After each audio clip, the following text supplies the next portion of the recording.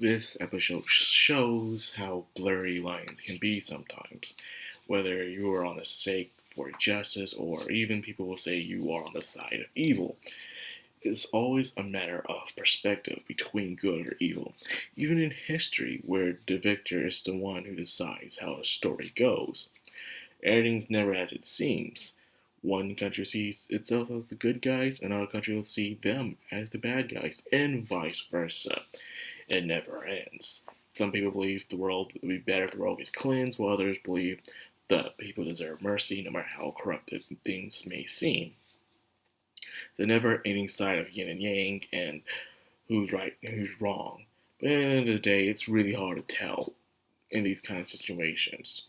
It never ever stops, and it goes on forever and ever.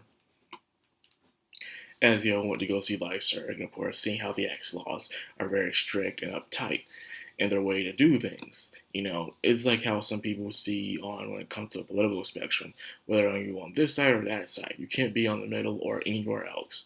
That's all they see you as. And if you're not on their side, you clearly must be a bad person, therefore the enemy. Which is kind of messed up in a way.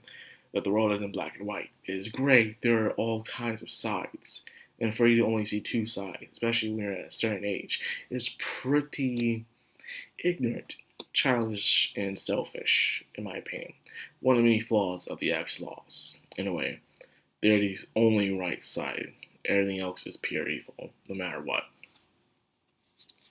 Then, of course, you have Hal, who really doesn't care whether he's doing the right thing or not. He just wants to do his own thing. At least he's honest about what he wants to do. He's not covering it up. He's flat out about it. So that's why some people would want to join him. People even have their reasons to join Hal, despite how evil you may think he is. Like I said, it's all determined on the individual as well. And of course, some people probably went through something rough, and Hal probably helped them out. They saw them as something with great potential. That could be the case. So anyways, this episode, once again, like I said, in the beginning rounds of a tournament arc, is always to show and display the power of the main characters within the show. We saw Yo's team, we saw Ren's team, and we even saw one of other Hal's team as well, finishing out the fight really fast. So because of that, Hal decided to make the fight last a bit longer, showing how futile that the X-Law's sacrifices are, that they are all in vain. With this one team joining in the fight and being easily slaughtered without even trying. These X-Laws show to be very strong against other opponents, even having their leader to have a god-class spirit.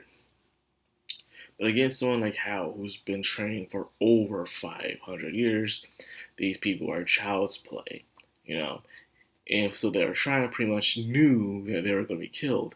And I was saying, hey, maybe this could help us out. Maybe this could be the best way for us to see his secrets. They tried everything, however, it didn't show much. Besides the fact his fire spirit evolves around oxygen. So because it was all around oxygen, it was perfect for the battlefield that's contained within a barrier by the poles around the field. So having a very powerful explosive as a debate, well, they thought it would work, but it didn't. These are the powers of Hal. It showed how futile. That's what the main thing was. It shows how far the X-Laws are willing to go to defeat Hal.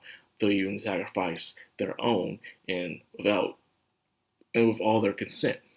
And the other side to show how powerful Hal is. That this is not going to be an easy feat. They even lay a single damage on him. They even have a strand of hair of his to be destroyed. It's nearly impossible. You gotta be a very special kind of human being in order to do that. For us to even see Yo himself to be angry, saying how much he has to hold in this anger.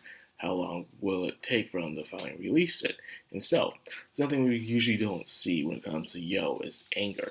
Same thing with Hal, in a way as well.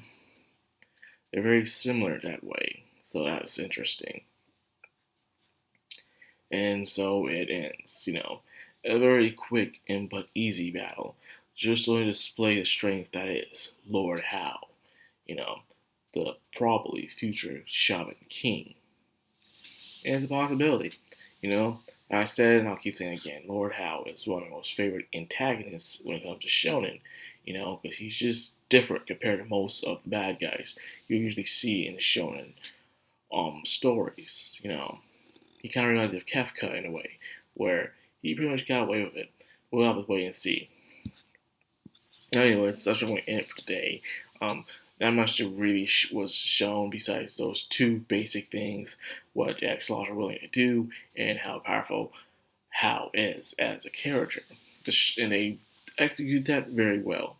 I just wish the animation was better. I'll be honest with you. This is a very low budget anime show. It's something you would see on cartoons in Saturday mornings. So I can't get that angry about it. You know, that's just how it is. So anyways, I hope you guys enjoyed. If you did, like, comment, subscribe, of course, hit that bell icon. This has been the Madcrownxox on Anime, signing out.